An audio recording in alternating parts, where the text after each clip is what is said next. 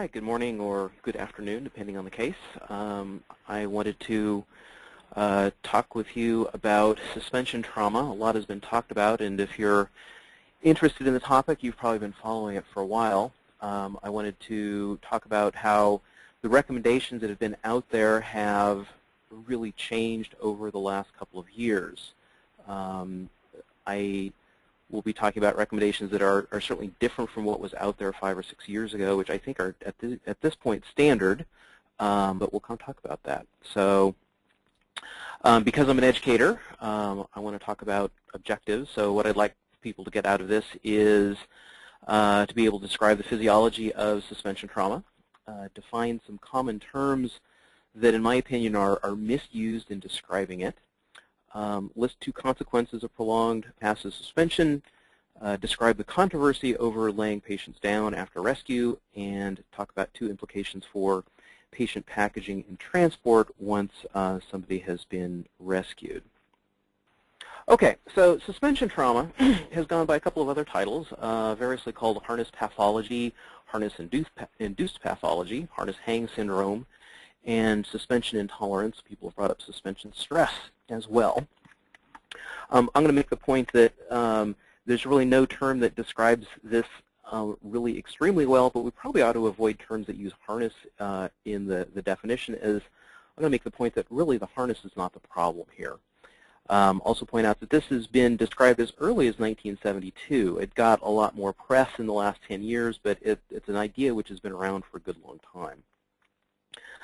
I think it's also important to point out that not everybody actually believes in this, and skepticism is healthy. One of the things that's difficult in studying something like this is, the cases of it that people can say, aha, that is really what a case of suspension trauma, are really pretty rare. And when you have rare things, it makes it difficult to study.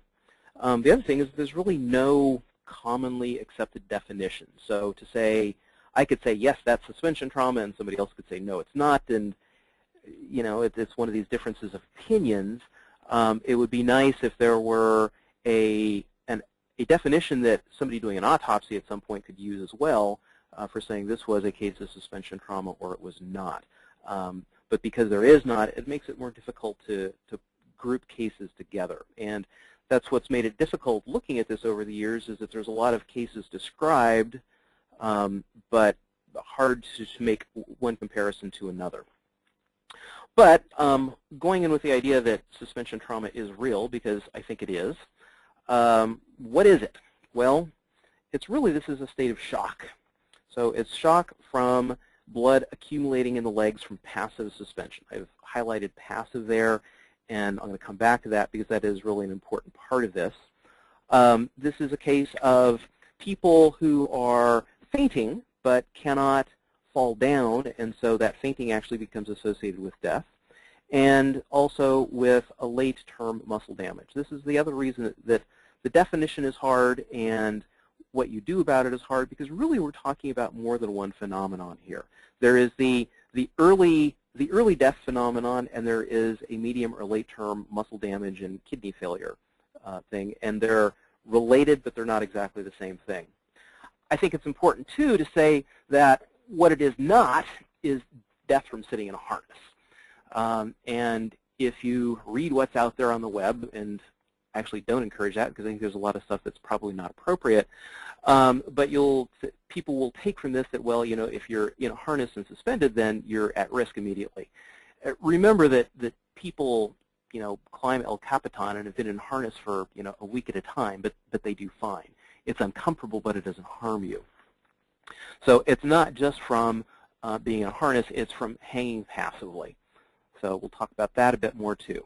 So some terms so that we're all kind of on the same ground here. An important one here is rhabdomyolysis, or as I'm going to refer to it, is just plain rhabdo. And that is the term that really should be used in describing suspension trauma, and that is muscle destruction leading to muscle enzymes in the blood.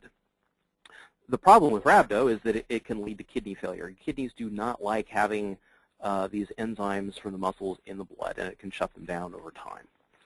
Now, a related term is compression syndrome, and this is sometimes used as a synonym with suspension trauma. and I'm trying to move people away from that.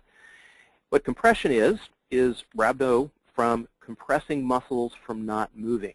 So the classic example of this is the person who has had a seizure and is passed out, or the person who is drunk and passed out, and they can't move, and they're lying on top of some muscle group. They have the wallet in their pocket, which is pressing on the muscles in their butt.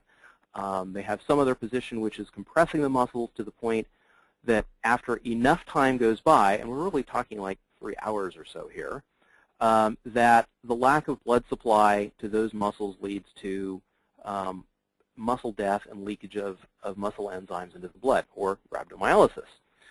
But you can see this is not quite exactly the same thing as suspension trauma, which is passive suspension. Another term which is very close is crush syndrome, which is rhabdo from pressure from external things like building debris. So the classic example here is somebody who's in a building, an earthquake hits, and the rubble pins them and crushes their legs. Once they are released from the building, the blood flow returns, and those damaged muscles release a bunch of muscle enzymes, which can then go on and affect the kidney again. So you can see that compression and crush are almost but not quite the same thing. Crush is really described earliest after bombardment in Britain during World War II. A third term which is sometimes used as a synonym for suspension, which is also not quite right, is compartment syndrome. The compartments are areas in the body, especially the lower leg and the lower arm, which have groups of muscle which are between bones and have what are called fascia. And these are very strong membranes that do not stretch nearly at all.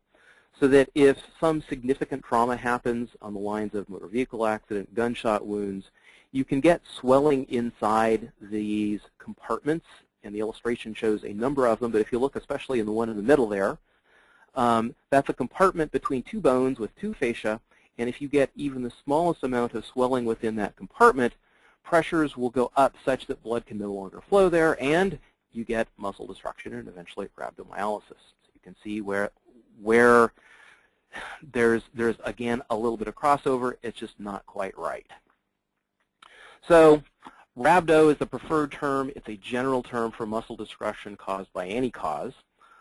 All crush is rhabdo, but not all rhabdo is crush. All compartments have some rhabdo, but not all rhabdo is compartment. And compression may cause rhabdo, but not all rhabdo is compression. So I will go on and now try to stick with rhabdo as the general term. Suspension trauma was identified as early as 1972. And at that time, there was a conference in Europe in which they were talking about mountaineering accidents. So this was an early wilderness medical type of conference. Basically looked like the mountaineer pathologists got together and talked about what they liked, which was mountaineering and pathology. And they had a large number of cases of mountaineers who had been suspended on rope, and some of whom had died, and some who had died after rescue, and some of them were just fine afterwards, but they tried to put those together and draw some conclusions from it. And again, these were largely pathologists, and they had a number of autopsy findings. So it's an interesting read if you get the proceedings from that conference. Not quite simultaneously, but at least independently, in France, there was the group of cavers there were looking at cases of people who had died on rope while caving. And they had a series of about a dozen and looked at those and said, you know, a lot of these people died of what was considered at the time hypothermia, but some of them, you shouldn't die that quickly of hypothermia. So they were kind of scratching their heads and trying to figure out, well, what was going on? So what they did is try to investigate it. And they tried to replicate it on rope. So they set up a rope and told some people, hey, go climb on the rope and then act unconscious, and we'll see what happens. Well, the first two people, they were told to act unconscious, and in 3 minutes and 6 minutes, the first two people were unconscious. So at that point, they stopped and decided that they would re-examine their protocol. This was in the days before there were really stringent human subject protection committees for research in place. So they decided the next time they would do it, they'd do it in a hospital with, like, you know, equipment around in case something happened. And they put somebody on rope and told them to act unconscious, and in 9 minutes they actually were. So at that point, the French said, there's probably something more than just hypothermia here, and people are dying on rope of something beyond just getting cold, that something else is happening. Now, in this slide, I've tried to put everything together here from the different sources that I could find. There's mountaineering accidents, a training, a caving accident. I was able to add a canyoneering accident recently.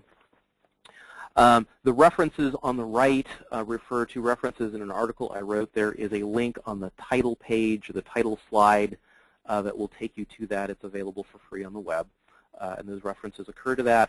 The last 3 came out after I was able to publish that and don't really have references per se. By the way, this is also an invitation. If people have cases out there, I would love to accumulate them and be kind of the central repository for cases out here, and maybe I'll be able to get them published out again.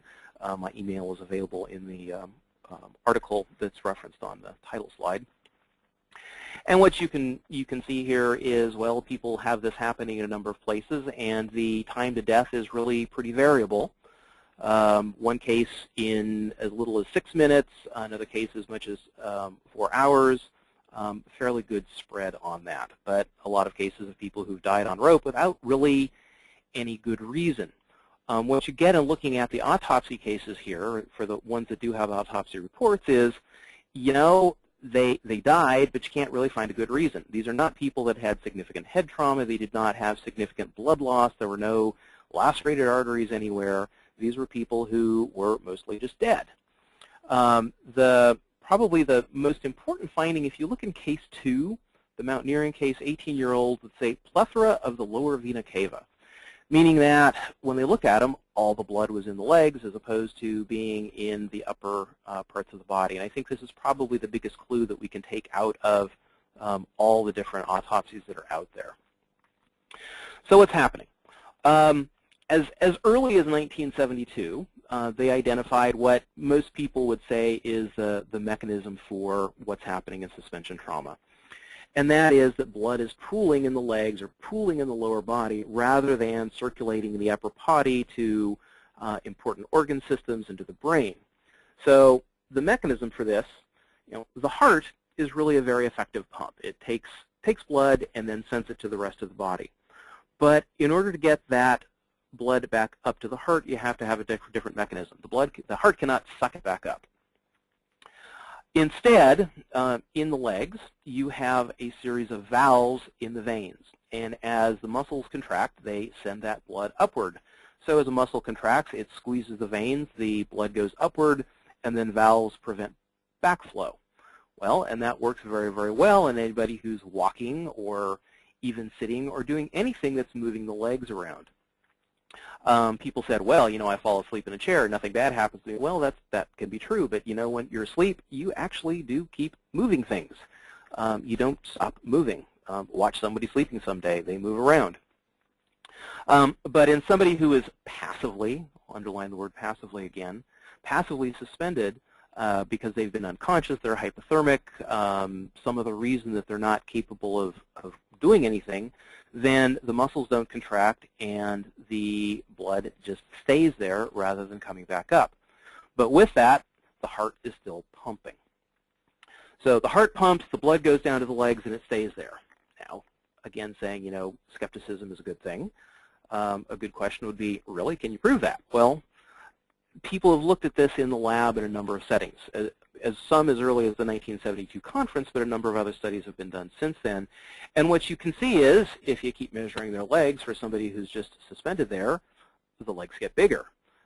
If you do serial chest x-rays, you can see the heart actually starts to shrink. If you look at resistance in the chest, people have measured this. Because the more salt water that's in your chest, the more easy it is for electricity to pass through it.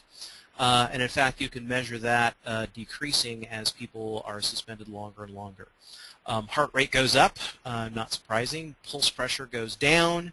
And interestingly, people have demonstrated decreasing blood flow to the kidneys with some nuclear medicine measures, and that was as early as back in the 70s.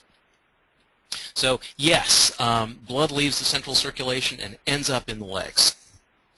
Now, jump a little bit, but I think that this will all fit together. This all leads to what would be reasonably a fainting response. So the common example people have probably heard about is the soldier on the parade ground, or occasionally the band member in the marching band, and they're standing up straight and they're being motionless and one of them falls over. Well, this happens if you're standing with your knees locked and not moving a muscle, which is sometimes what people are purposely trying to do. And what happens is you replicate the same situation again, is the heart pumps the blood down to the legs, but the legs do not circulate it back up because the muscles are not moving. That's why you're always telling people, don't lock your knees, you should move your legs a little bit. But the fainting response, which is a very helpful and adaptive response, is to go to ground. If your brain senses that it's not getting enough circulation, it's better in the long-term interest of your brain to have you pass out and go flat and return blood flow to your brain than it is to remain upright and starve your brain for oxygen longer. So a fainting response is good. The problem is, if you can't fall down, what happens? The response in fainting is sometimes called a vasovagal response. There's other reflexes that may be involved here. But you get a parasympathetic discharge, so instead of having a high heart rate, suddenly you get a low heart rate. Instead of having a high blood pressure, suddenly you get a low blood pressure. So blood pressure drops, heart rate stops. This could be a response to heat, not usually the case in suspension trauma. Emotion, probably so, if you've just taken a fall somewhere or you can tell already that things are not going well. Low blood volumes, if you happen to be dehydrated from whatever, you've been climbing on some big wall for a long time, you've been working on a structure for a long time, and been sweating a lot, not drinking, etc. But with a fainting response, once you go flat, volume returns to the heart and it can be pumped to the brain. Brain gets happy again. But what happens if you can't fall down? Well, your blood volume at your heart is already low. Your blood pressure is already low, and your heart rate is being high but not enough to compensate for the low blood pressure. Well, now you drop your heart rate again, and now you drop your blood pressure again, and you can't fall down. You stay in the upright position, and, well, in the worst case scenario, you might die because you're not sending blood to your brain. Now, one of the cases that I had in my chart was reported by Madsen. This was a training situation, I believe, in Denmark, where they said to a soldier, okay, we're going to practice rescuing you. Go around the corner, get on rope, and pretend to be unconscious. We'll show up in a few minutes, and we'll come rescue you. So the guy did what he was told. The trainer got his trainees ready, and they went around the corner, and there he was, except he wasn't pretending to be unconscious. In fact, he was dead. They took him off rope, they did CPR, etc., and did not get any recovery. So you can argue, well, how accurately were they checking time? Was it 6 minutes or not? Well, so it was 10, so it was 12, who cares? They put somebody in a situation that in only a few minutes later somebody went from conscious to dead in this suspension environment. So Madsen, who wrote up this case, decided he would study this. And what he did was put people on a tilt table. Tilt table is something used in medical establishments looking at, among other things, seeing how people tolerate being at an incline, and to explain why some people just faint pretty easily. And the truth is there's probably some people are more prone to this than others, and some people are probably fairly resistant to this. But he got 79 people, and he put them on a tilt table. He did not put them in a harness. He put a bicycle seat on there, so they're just kind of sitting on the bicycle seat. And then you start flat, and then he tilts them up at 50 degrees. Well, he studied people for up to an hour, and if you did that for an hour, then you just got to get off. But in fact, he had to terminate this early for 69 of his 79 people because they started getting a high heart rate and a low blood pressure and started getting pre-fainting feelings, and at that point they just want to say, well, we don't want them to faint, we just want to see what's going on, so they stopped it. But 69 of the 79 were pre-syncopal or pre-fainting in a median of 27 minutes. That means half of them were there at 27 and half of them were after 27, but some of them were very early on. So again, there's some variability in how people are subject to this. Important to point out, these were people on a bicycle seat. There was no harness involved in this whatsoever, and they still got pre-syncable. So, in the early 2000s, a guy named Paul Seddon did a summary of what was known about this phenomenon, and there's a lot of interest in this in the industrial setting, because you have people working with harnesses that are doing window washing or working in refineries or doing a bunch of stuff where they're working at heights and are at risk for fall. But you want to know, well, what do we do if somebody falls? Well, of course you go get them, but this had been noted and people started to worry about it. So Seddon summarized what was out there, and he brought up something which was noted in 1972, but he put a name on it, saying some people were suffering potentially from something called rescue death. That they were doing okay, they were rescued, and then as soon as they were rescued, that they died. Well, in reality, there was probably one case that fit that definition, and a bunch of other people who died afterwards, but some of those were like 11 days afterwards. So there was one case where the person was rescued and then died almost immediately afterwards. Seddon's conclusion for this was that you don't lay them down and don't take off their harness, because he was reading about the physiology that was involved, and I guess that made sense to him at the time. So at that conference, as early as 1972, they were saying this as well, that if you rescue someone, you probably shouldn't lay someone down abruptly. Now, they didn't define what abruptly was. Seddon said 30 minutes, but that was not defined initially. And people started coming up with explanations of what this phenomenon might be. And they were saying either some sort of toxin, which was returning from the lower legs, or a large amount of volume, which was returning to the heart, which had previously been kind of starved for volume.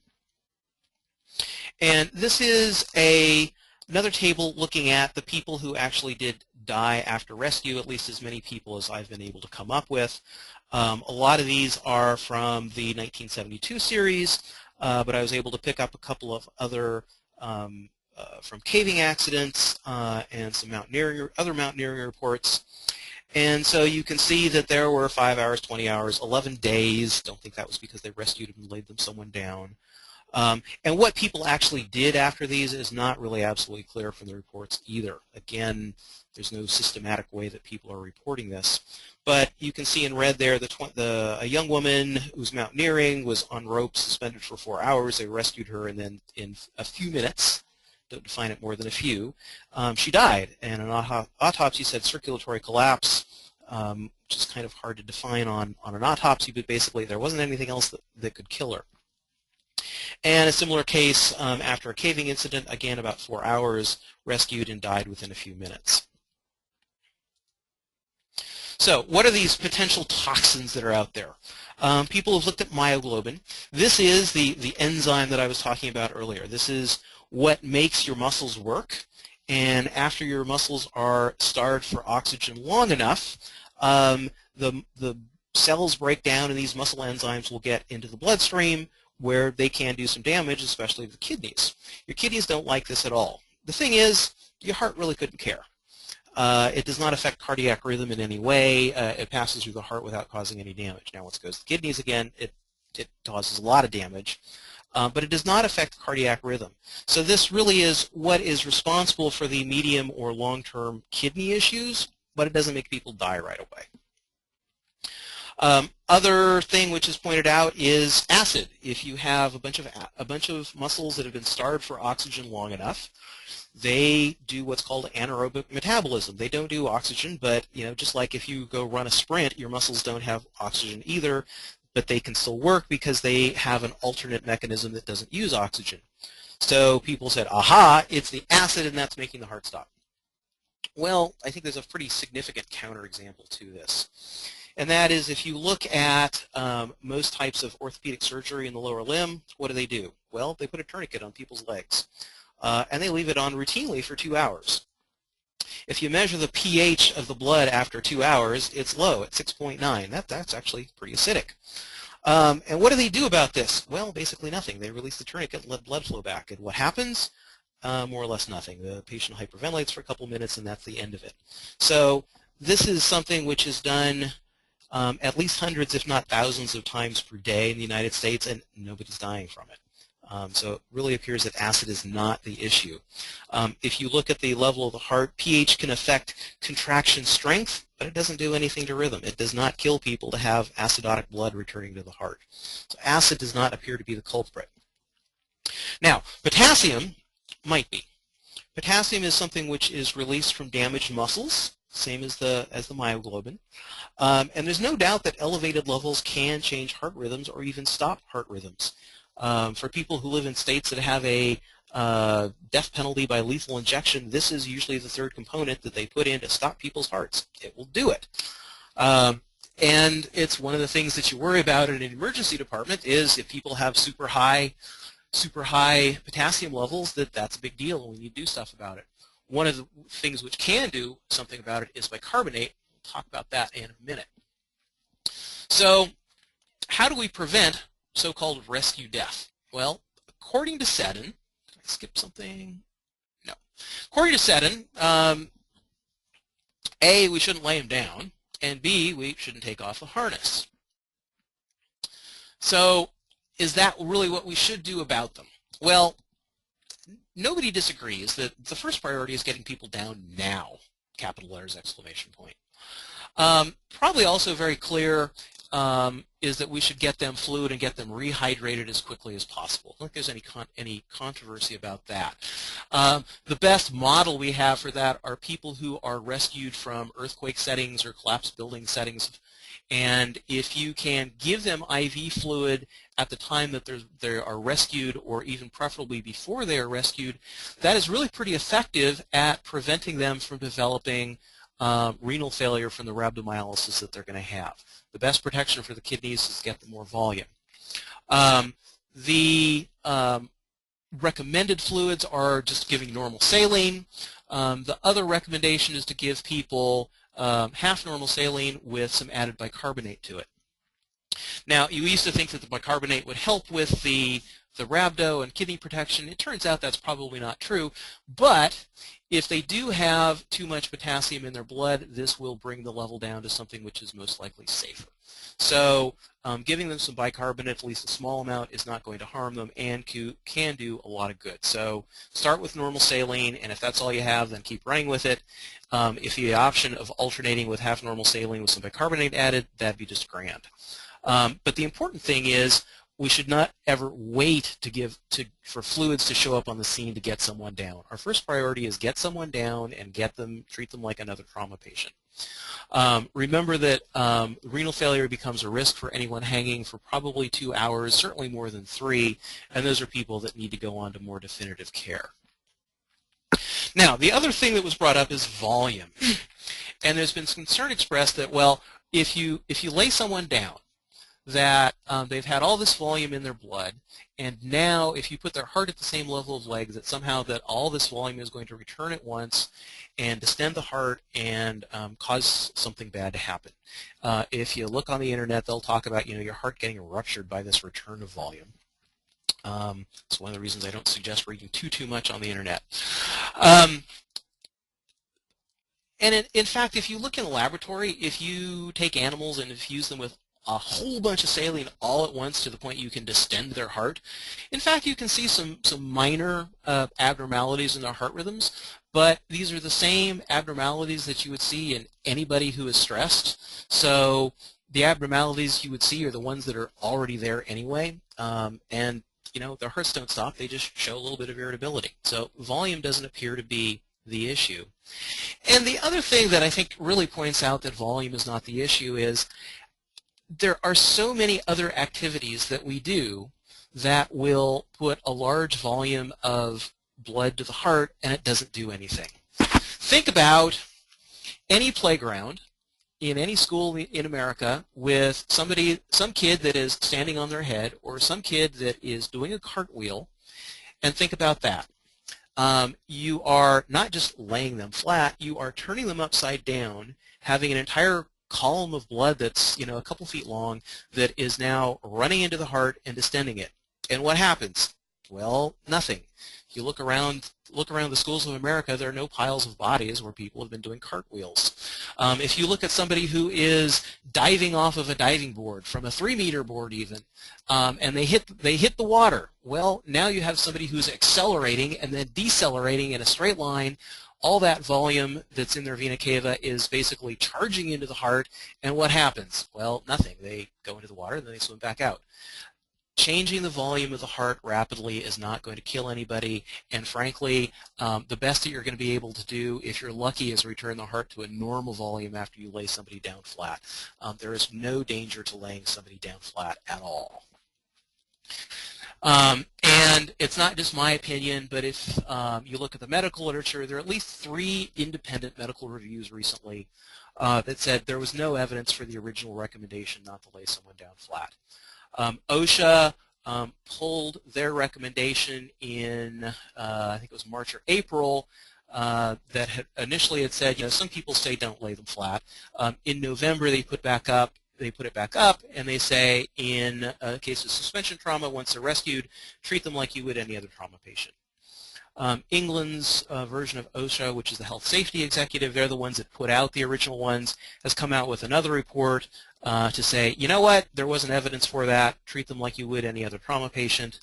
The Mountain Rescue Association says treat them like any other trauma patient. ICAR, which is the International Commission on Mountain Rescue, hasn't come out yet, but they're going to be saying the same thing sometime in the future. So don't lay them flat like you would any other trauma patient. Now, it's reasonable to say, well, okay, that's a great idea, but, can I cause any harm? Would it harm someone to just keep them up at like a 45-degree angle or something until 30 minutes have gone by? Because, my protocols say to do that. Well, remember that what Madsen did. He put people in a lab and put them on a tilt table at 50 degrees. And what happened? Well, almost half of them became pre-syncopal within 27 minutes. The recommendation to not lay them flat, but in fact to put them up at a 45-degree angle or something, is basically replicating the conditions that Madsen found, which were harmful. So, no, it probably is harmful to keep them upright.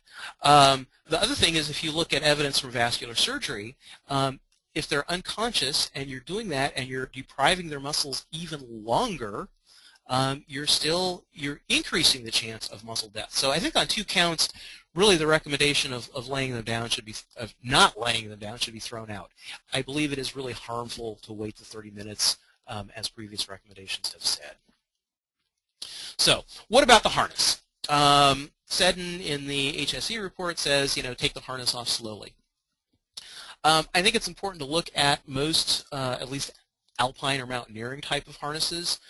How do they work? Well, you have a frontal attachment point, and what happens? Well, you have webbing that goes around the back of the legs and compresses it pretty well. But where do the big vessels flow? Where is the femoral vein? Where are the femoral artery? Well, basically they're right in the spot where you have the least amount of pressure. If you have questions about this, go hang a harness sometime and feel for pulses or feel somebody else for pulses. It doesn't affect blood flow there, and the nerve and the artery go right next to each other. So at least with a mountaineering type of harness, it's not the harness which is doing any type of compression. And you're not going to really make any difference at all by leaving the harness on or taking the harness off. The blood flow is going to do what the blood flow is going to do. So if comfort says take it off, that's fine. If evacuation needs say leave it on, that's fine too. It's not going to make any difference one way or the other. It's not the harness. Just to emphasize this, I showed you this table earlier. These are the people who died after rescue, or the so-called rescue deaths. And the 2 concerning ones I have in red there. So 2 people who were suspended for approximately 4 hours on rope. They were rescued, and within a few minutes, they were dead. Important to point out, neither of those were actually wearing a sit-type harness. Both of them were in a chest harness only. The mountaineering one, this was back in the days where people climbed 3,000 foot cliffs wearing nothing more than a swami belt for protection. And the caving case, that was definitely in the era where a sit harness was a standard, but this particular person was not using a sit harness. They were in a chest harness only, they were suspended, and they died after rescue. I would submit despite rescue, not because of it, but neither of them were wearing a sit harness. Taking it off had nothing to do with it because there was nothing to take off. So I think this is the other piece of evidence that really the harness has nothing to do with it. So I think there's some implications we can take from this. First of all, know your rope work. If you're going to be on rope, practice it a lot, do it well, have other people comment it, push yourself, learn new things in a setting where you can recover from them if you challenge yourself too much. When we rescue people, putting people in the horizontal position is certainly preferable. There are issues with that if you're in a mountaineering setting and you have bad lips to work with. Raising someone in a vertical setting is a lot easier, but there are consequences to that. And if you're doing a vertical lift with somebody who is unconscious, that really probably is pretty dangerous. That's kind of replicating a Seddon all over again. The other thing is that when we package people in litters, we typically will put a leg loop in, and it helps to secure a person so they don't slide around very much, and it helps with comfort, giving a leg loop for any leg that's not otherwise damaged. I would submit that that's probably actually a good preventive measure for harness hang, in case you do need to put them in a vertical position for some time, or even if you put them in a 45 or a 50-degree position for a time. Having a leg loop to press against is probably something which will help to prevent harness hang syndrome, or there I said it, for preventing suspension trauma or suspension intolerance. So use a leg loop whenever you can. Use a leg loop. Other things is that in training situations, you want to set up your anchors so that a rope is not hard fixed, but rather put it through a rack, put it through an 8, use a motor hitch, do whatever you can so that if somebody gets tired, they have problems, you can just lower them to the ground without them having into problems. And I think really a question we should be asking is, if we have the gear and we have the rope, why don't we rig in situations like rig that way for other situations? If I'm at a cliff and I'm practicing, if I'm canyoneering, if I'm caving, if I'm doing whatever, and I have to rig a fixed line that somebody is going to rappel down or climb up, if I have the option of setting it up with a motor hitch or something else, why not? Certainly that is going to increase the amount of gear that somebody would need to take with them, but if you have the gear, why not use it? So to summarize, what suspension trauma is, it's really two things, but one of them is a short-term death, which is probably caused by someone fainting while they're in a suspended position and they cannot go to flat like your body wants to do. There is something to this toxin idea, and having high potassium levels, there probably are high enough to cause significant damage to the heart or cause it to stop working in the right situation. Problem is, what you can do with that is not much. You need to get them down as fast as possible, because the longer you leave somebody up, the more potassium they're going to develop. So get them down fast and then give them IV fluid if you can. In the medium term, muscle death can happen because the muscles get starved by oxygen. Blood goes down into the legs and it sits there. And the heart pumps more blood down there and it sits there. But eventually you get so much blood that it's very difficult for the heart to pump against it because everything is full and it probably can't push it back up. So in that situation where a person is hanging passively and they can't move their legs, eventually you can get to the point where those muscles become starved for oxygen, and it can lead to muscle death and eventually rhabdomyolysis. Rhabdomyolysis eventually can lead to kidney failure, I guess both in the short term and in the long term. Final summary, get them down, lay them flat, give them fluids if you can, and don't worry about the harness. It's not a harness problem. Jessica, are there questions?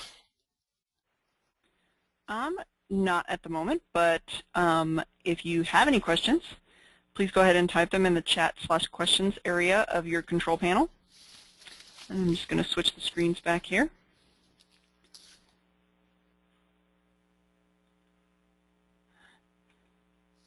Alrighty. So like I said, as shown on your screen, type any questions you have in the chat/questions area of your control panel, and we will go over them as they come in. All right, the first question that came in is, would it make sense to try and flip someone unconscious head down, feet up, if you can't pick someone off quickly? Probably. There's no evidence to say that. I think there's probably no harm to do it if you can pull it off. There are a number of products that are available out there to try to keep the legs elevated if you can, or at least get somebody into more of a flat position. And there's actually evidence that those things do work. There was a study by Turner that came up with a strap to raise the legs in a suspension situation, and Madsen actually came up with something similar. He was studying people being lifted out of the water where they did kind of like that horseshoe collar that goes under the arms, and some people coming out of the water and having a similar collapse phenomenon.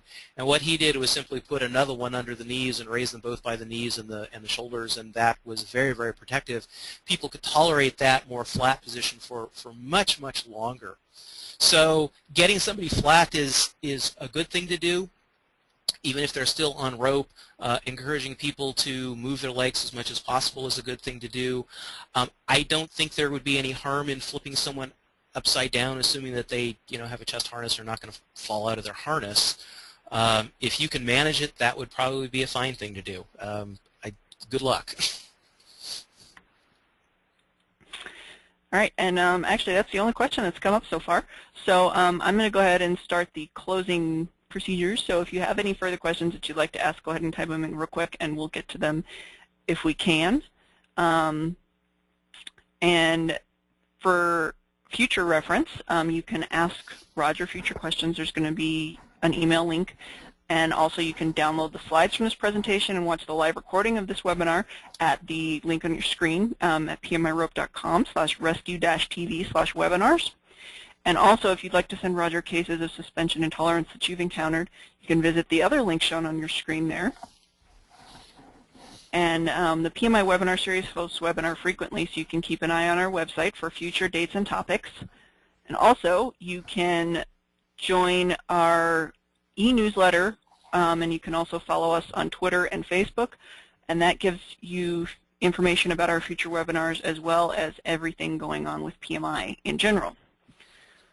So it doesn't appear to be any more questions, so if you have further ones that come up later, go ahead and visit our website, and you can email Roger, and also don't forget to visit the article to send Roger your cases of suspension intolerance.